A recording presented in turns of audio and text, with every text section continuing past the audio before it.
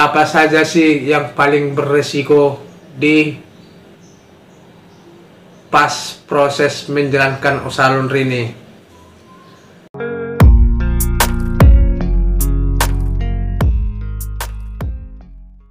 Halo sobat, berjumpa lagi di channel saya, yaitu di channel tentang membahas tutorial usaha laundry. Bagaimana kabar para sobat? Mudah-mudahan sehat walafiat dan usahanya makin lancar dan berjalan dengan baik saja. Jadi topik kita kali ini sobat, yaitu menjawab pertanyaan salah satu subscriber saya.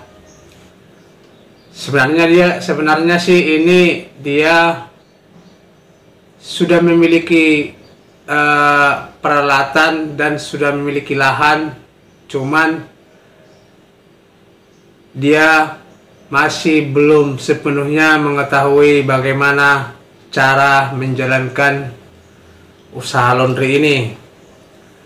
Cuman dalam pertanyaan dia seperti ini sobat, apa saja sih hal-hal yang perlu diperhatikan dalam dunia usaha laundry ini, dan hal apa juga atau apa saja sih yang paling beresiko di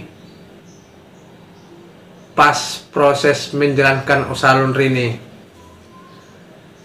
Kalau sebenarnya istilahnya menurut saya pribadi ya banyak juga yang berisiko dan banyak harus yang perlu diperhatikan.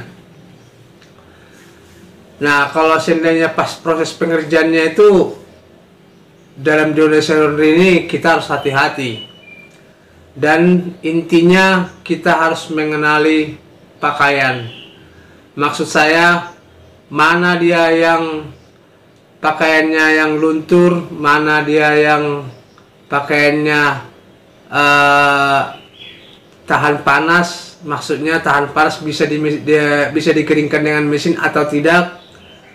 Nah, banyak sih yang sebenarnya yang perlu kita perhatikan dalam proses pekerjaan ini. Cuman intinya ya harus hati-hati saja. Dan itu yang saya katakan tadi itu perlu diperhatikan dan harus hati-hati. Nah, untuk selanjutnya yang paling berisiko sobat, yaitu pas proses pengambilan dan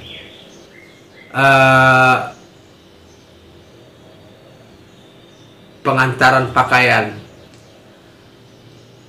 Di sini memang kalau saya bilang hilang, tidak ya. Dalam dunia laundry itu tidak pernah yang namanya hilang sebenarnya, cuman tertukar. Nah, ini sering banget terjadi di dunia usaha laundry, tertukar. Nah, sementara kalau seandainya pas sudah selesai pengerjaan, kita antar, contohnya kita antar sama si pelanggan. Nah, karena si pelanggan mengatakan pakaiannya hilang. Nah, kalau sebenarnya hilang tidak kan, itu sebenarnya kita yang cara mengerjakannya kurang paham, paling juga tertukar. Nah, di sini sobat, inilah yang sering mengakibatkan kita menjadi ganti rugi. Nah, ganti rugi kalau seandainya pakaian yang mahal, ya otomatis kita harus menggantinya. Nah, untuk mengatasi ini sobat, ini berulang kali saya katakan, lebih baiknya kita pas proses pengambilan hitung pakaiannya di depan si pemilik. Nah, jika sudah kita hitung, baru pas pengantaran pakaian pelanggan tersebut kita hitung balik, sesuai enggak dengan catatan waktu pas pengambilan. Nah, ini sebenarnya yang paling beresiko kalau menurut saya ya, paling beresiko ganti rugi. Nah, kalau seandainya seperti yang tadi itu ya kan, bisa juga pakaiannya kita tidak mengenali dia tahan panas atau tidak, ujung-ujungnya pakaiannya rusak, ya itu juga bisa. Nah, makanya kalau bisa saran saya dihitung Nah, tapi sobat, sebenarnya ini semua banyak juga yang terlampau sepele dengan hal-hal seperti ini. Tahu-taunya kan kita tidak tahu dampaknya kan, dia tapi sepele. Nah, padahal dampaknya sangat beresiko. Bahkan banyak pengusaha laundry mengeluh. Ya keluhannya ya, untung tak seberapa, tapi ganti ruginya lumayan banyak. Nah, apalagi kalau dia mencuci hanya 5 kg pakaian. Sementara contoh ya, pakaiannya ada hilang satu.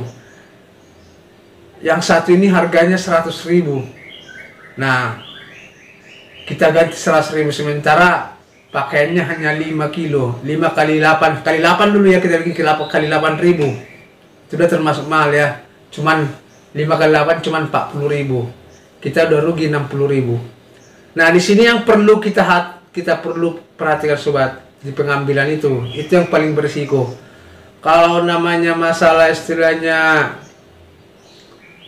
noda, luntur, itu masih bisa kita kendalikan. Tapi kalau luntur ini kan paling juga kita kena komplainan kok, kenapa bisa kena luntur. Nah, di situ makanya saya katakan tadi, di situ perlu kita mengenali pakaian ini, mana yang luntur, mana yang tidak. Nah, jadi itulah sobat hal-hal yang perlu diperhatikan, dan itu juga dampak resikonya yang tertinggi, kalau menurut saya yang tertinggi dalam dunia usaha laundry ini. Jadi kalau saran saya sih, mulai dari awal ya, dari awal pengambilan, proses pengerjaan sampai pengantaran, kita bilang harus hati-hati semua. Nah, apalagi kita membuka usaha ini di komplek perumahan atau di komplek orang-orang menengah ke atas. Di sini kita harus hati-hati, karena pakaian-pakaian orang itu ya bisalah dibilangnya lumayan harganya. Nah, ini perlu kita jaga. Nah, jadi kalau bisa saran saya paling intinya yang tadi itu, semua dari awal sampai pengambilan itu dan sampai pengantaran kembali sama pelanggan harus hati-hati. Oke sobat, kira-kira sampai di sini video saya kali ini. Jangan lupa subscribe, ketik tanda lonceng supaya tidak ketinggalan video saya berikutnya. Terima kasih dan sampai jumpa kembali.